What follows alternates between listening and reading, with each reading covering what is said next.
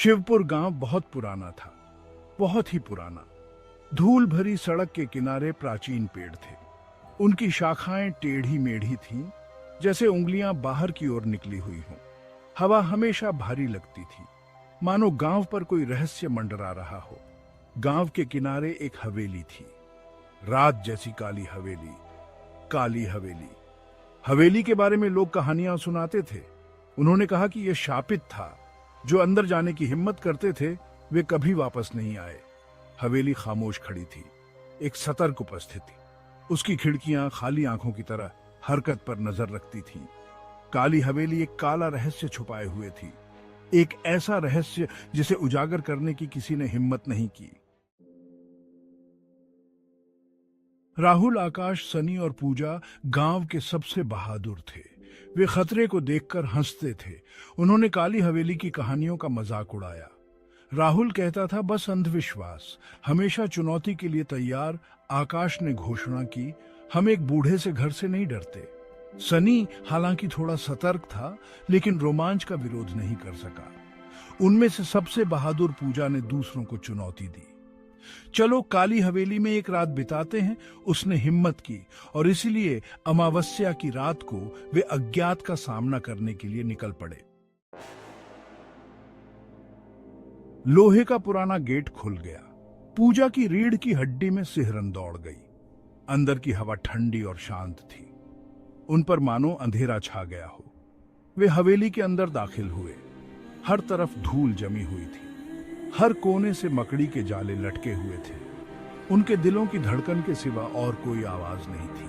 वे धीरे धीरे चले, उनके कदमों की गूंज सन्नाटे में गूंज रही थी। हवेली मानो उन्हें देख रही हो, इंतजार कर रहा है। वे एक धूल भरे पुराने झूले वाले कमरे में पहुंचे। वह थोड़ा हिला, आगे पीछे, लेकिन हवा नहीं थी।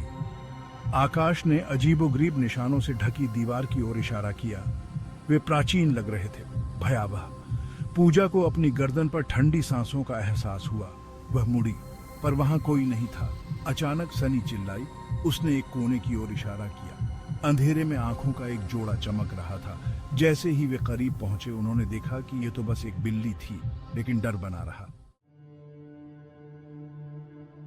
एक आवाज ने पूजा का नाम पुकारा। ऐसा लग रहा था जैसे दीवारों से ही आ रही हो। उसके अंदर दहशत पैदा हो गई। हवेली जिंदा थी।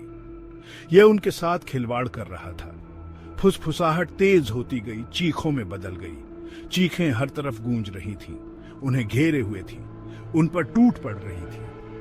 पूजा को अपनी दादी मां द्वारा दिया गया ताबीज याद आ गया। उसने उसे कसकर पकड़ लिया, आंखें बंद कर ली और सुरक्षा के लिए प्रार्थना की। जैसे ही उसने अपनी आंखें खोली, उसने ताबीज से एक हल्की सी रोशनी निकलती हुई देखी। मानो एक गर्म रोशनी कमरे में फैल गई हो, परछाइयों को पीछे धकेल रही हो। चीखें फीकी पड़ गईं। हवा हल्की लग रही थी। उन्होंने आश्चर्य से इधर उधर देखा। हवेली खामोश थी। पूजा का ताबीज तेज चमक रहा था, मानो उसने अंधेरे को भगा दिया हो।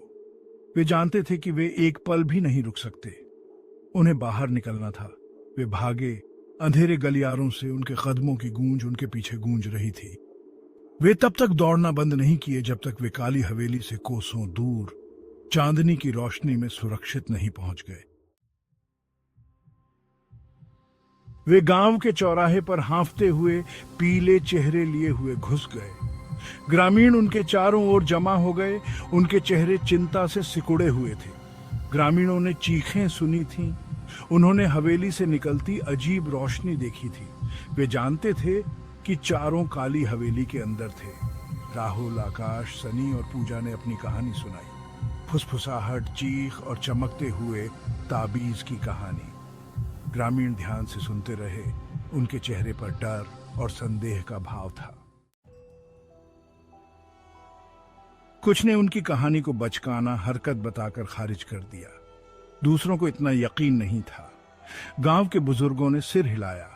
वे सच जानते थे। काली हवेली में एक काली शक्ति थी, एक ऐसी शक्ति जिसे समझाया नहीं जा सकता था। उस दिन से ग्रामीणों ने काली हवेली से दूरी बना ली। उसका काला रहस्य उसकी ढहती दीवारों के भीतर छिपा रहा। काली हवेली अकेली खड़ी थी, जो अज्ञात के लिए एक मूक गवाह